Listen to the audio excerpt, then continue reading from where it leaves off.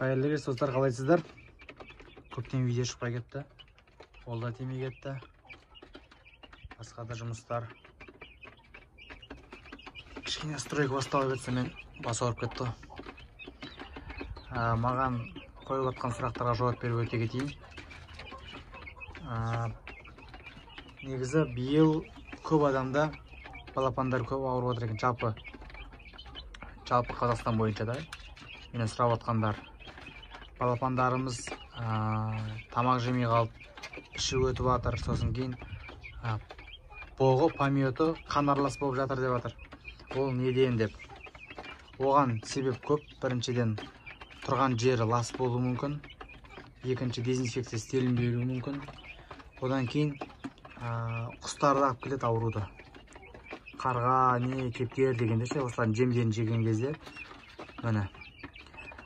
Ол жаңағы қан араласып жатқаны, ол коксидиоз ба, сондай ауру. Оны емдеуге болады. Ол үшін не істеу керек? Ветеринарный аптекаға барасыздар да, байкокс деген бар. Байкокс дегенді бізде Шымкентте ол былтырлары 70 теңге, 80 теңге тұғын, биыл 100 теңге шығар енді жобасы.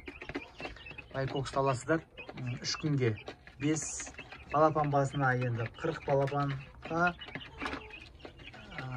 сұрады менен, 40 балапанға 5 миллиграмм аласы қошын. Сөйтіп, сол 5 миллиграммды 5 литр суға араластырасыз.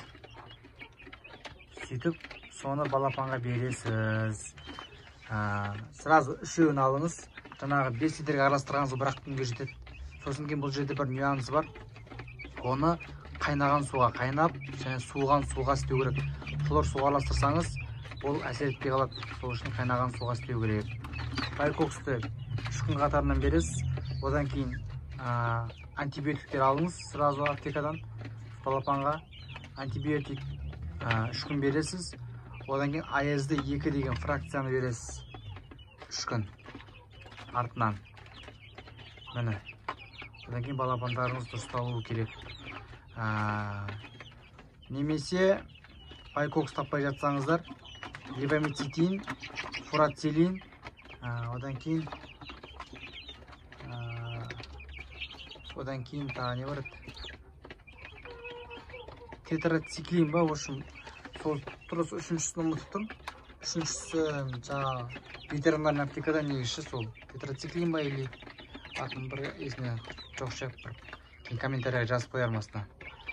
Сол 3 дәріні бір таблеткіден алып, тоже 1 литр суға үшеуін араластырып, 5 күн қатарынан бересіздер. Егер байкокс болмаса, байкокс болса, байкокс беріңіздер бірден. Сонымен дұрысталуы керек, ағайын. Міне, менде жаңалықтар болса.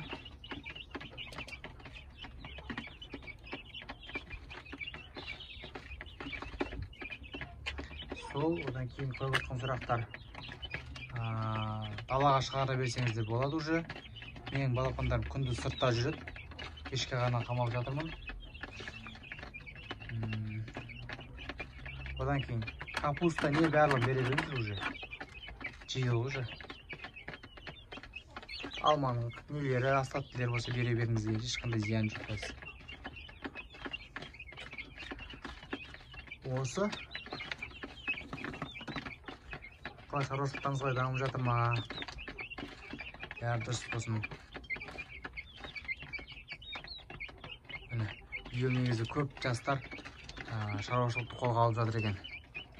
Оған мен қатты қуанып жатырмын.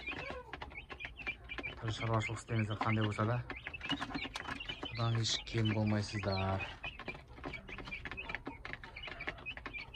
Ал, көңіл бөлгендеріңізге рахмет. Шаруашылықтарыңыз дами берсін, тек қана алға, бауырлар. Сау саламатта болыңыздар.